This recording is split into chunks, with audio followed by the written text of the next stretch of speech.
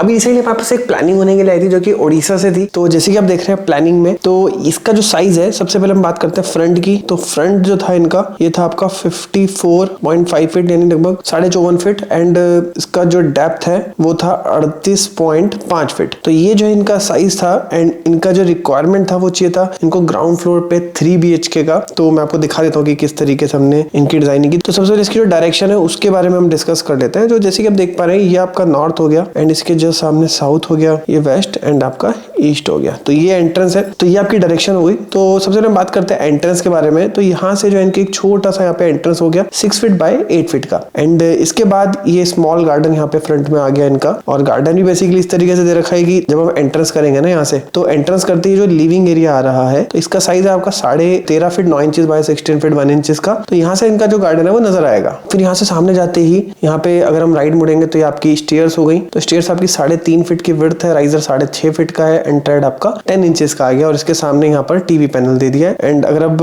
Direction देखेंगे, south face direction according vastu stairs के लिए बेटर माना जाता है। फिर उसके बाद हम बेडरूम के बारे में बात करते हैं। तो सबसे पहला यहाँ पे हम आ गए इस वाले बेडरूम की तरफ, जो है 14 फीट बाय 12 फीट का। एंड इसके जस्ट साथ में जो आप टॉयलेट है देख रहे हैं ना, एक और टॉयलेट है 6.5 फीट बाय 8 फीट का। तो ये आपका कॉमन है, ठीक है जी। अब फ्रंट से आपका दोनों को वेंटिलेशन मिल रहा है और यहाँ पे आपका स्मॉल गार्डन भी आ गई। जो आपका बेडरूम है, यहाँ से यहाँ पे छोटी सी विंडो आ रखी है जो कि आपका अगेन यहाँ से विजिबिलिटी मिल जाएगी गार्डन के लिए। फिर इसके जस्ट बगल में नॉर्थ ईस्ट डायरेक्शन में यहाँ पे आपका 5 फीट 10 इंचेस बाय 7 फीट का डबल हाइट का पूजा रूम है दोस्तों। तो जैसे कि आप जो स्क्रीन पर देख रहे हैं रेफरेंस फोटो, तो ये टेंपल कुछ दिखने में इस तरीके से लगेगा। सेंटर में यहाँ पे डाइनिंग आ गया। सेंटर में डाइनिंग का मतलब है कि किचन से यहाँ पर पास पड़ गया। और किचन आपकी 10 फीट बाय 11 फीट 1 इंचेस की है एंड ये आपका साउथ ईस्ट डायरेक्शन में आ रखी है। और सबसे इंपॉर्टेंट है कि इसका अगर आप देखेंगे ना शेप, तो यहाँ पे आपका एल शेप बन रहा है और इसके सामने पैरेलल किचन बन गया। क्योंकि ज्यादातर लोग क्या करते हैं ना कि किचन के स्पेसिफिक लेके चलते हैं कि हमें पैरेलल लेनी है तो पैरेलल लेनी है, एल लेनी है तो एल लेनी है, यू शेप लेनी है। तो आप दो डिफरेंट शेप का फ्यूजन भी क्रिएट कर सकते हैं। वो एक क्रिएटिविटी को आपको दर्शाता है। तो वही चीज हमने जो यहाँ पर ले रखा है। और किचन डिजाइनिंग को आप डिटेल में भी सीखना चाहते हैं ना, तो इसके ऊपर हमने डिटेल्ड कोर्स क्रिएट कर रखा है जिसका लिंक आपको डिस्क्रिप्शन बॉक्स में मिल जाएगा, जाके चेक कर सकते हैं। फिर उसके बाद हम बात करते हैं यहाँ पर बेडरूम